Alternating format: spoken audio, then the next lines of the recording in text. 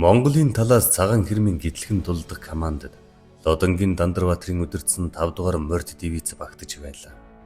Морд механикжуулсан группийн бүрэлдэхүүнд багтсан Монгол зөвлөлтийн цэргийн гол анги нэгтгэл 1945 оны 7 дугаар сарын 25, 27-нд Сайн шанд, Байшинтын районд бүгд наримдах Монгол улсын өмнөд хилээс 90-100 км зайд жигдэрч байлдааны бэлтгэлд оров.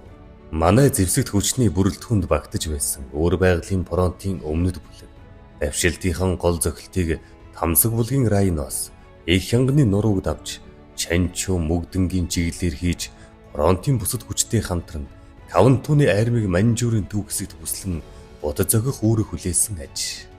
Армийн командлалд ор Дол нуур Жихэгийн чиглэлийн бүрэлдэхүүнд багтан явсан Дандарбаатар 1945 оны чөлөөлөх дайнд эд хурантай цолтоогоор дайнд оролцжээ. Энэ удаад түүний дайны цагийн хүлэг алагмар хамт явсангүй.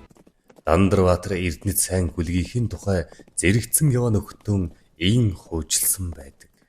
Миний алагмар бол Сүхбаатар аймгийн Эрдэнэ цагаан сумын нутаг Чонголоор нутгалдаг ард доржийн цэргийн атханд өгсөн 7 морины нэг юм. Дайсан руу дайран ороход миний алагмар аль хортой муу санаатай. Аль зүгт бууруулан займарсан дайсныг юр амтахгүй нэхэн уургач морь адил хайшаа бол хайшаа даган налж илддэг. Ийм болохоор би мориныхон амыг залах гэж явдаггүй.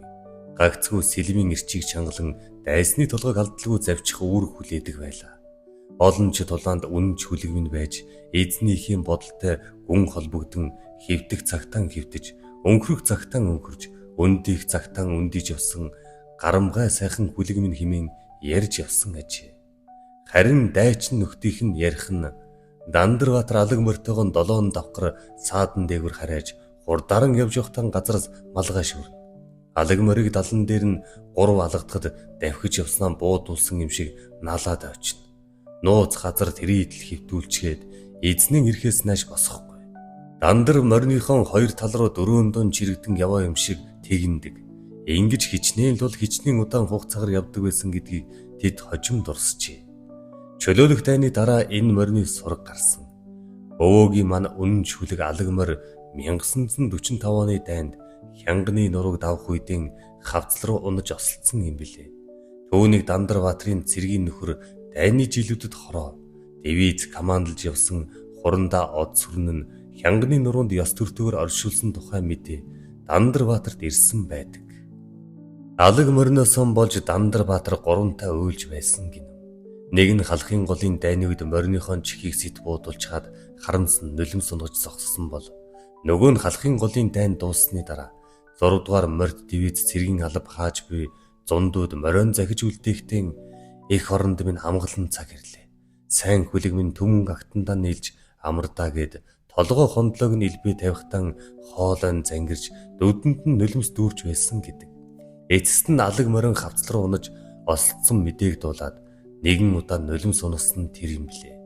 Ийхүү 1945 оны 8 дугаар сарын 9-нд Дол нуур Жихэгийн чиглэл давших группийн гол хүч бүгд наримдах Монгол ард улсын хилийг давна 10-наас 13-ны өдрүүдэд Монголын ардын хувьсгал цэргийн 5-аас 7 дугаар дивиз зөвлөлтийн армийн механикжуулсан группийн хамт дайсны эсэргүүцлийг няцааж Шиншингийн овоо тайлуу усны худгаас зүүн тийш газрыг эзлэн шанаг ар цагаан нуур Яндуу сум Дасын овоо зэргийг чөлөөж 8 дугаар сарын 13-нд Далай нуурын цагт хүрчээ. Монгол зөвлөлтийн цэрэг тэндээс 150 гаруй километр үргэлжилсэн. Захрын хэлсэн манхныг осгүй. Бартаад замыг туулж Монгол улсын хилээс 450 км орших Долнуур хотод тулж очив. Энд Япон манж гоогийн хамгаалалтын том хүчний шаргуу эсэргүүцлийг дарж 8 дугаар сарын 16-нд Долнуур хотыг чөлөөлжээ. Ингэснээр манай цэргүүд хянганы нурууны хормойд хүрч чадсан байдаг.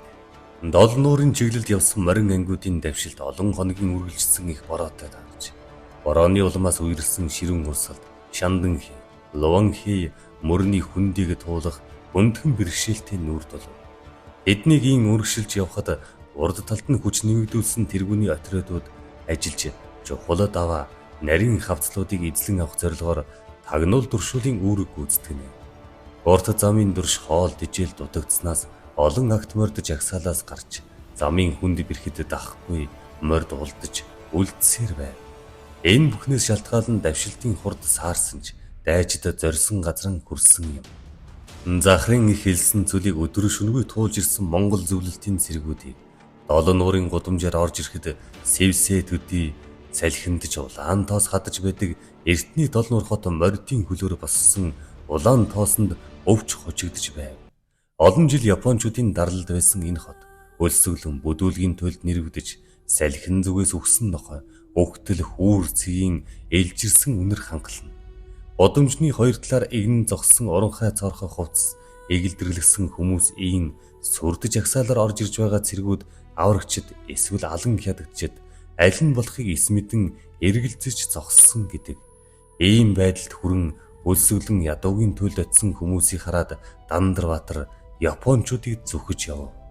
Нэгэнтээ Японы ерөнхий сайд агсан Танак эзэн хаандаа бичсэн захидалд бид дундад иргэн улсыг эзлэе гэвэл юуны өмнө манж Монгол улсыг байлдан эзлэх ёстой. Хэрв дэлхийг байлдан эзлэе гэвэл дундад улсыг эзлэх хэрэгтэй. Бид дундад улсын бүх нөөцийг өөрийн болгосноор энэтхийн далайн бүр арлын цаашлаад Европ хүртэл байлдаж эзэлж болно гэсэн байдаг нь Япончуудын барьцаа ахиулсаар дэлхийн дайтыг эзлэх санаархлын илэрхийлэл байсан ажээ.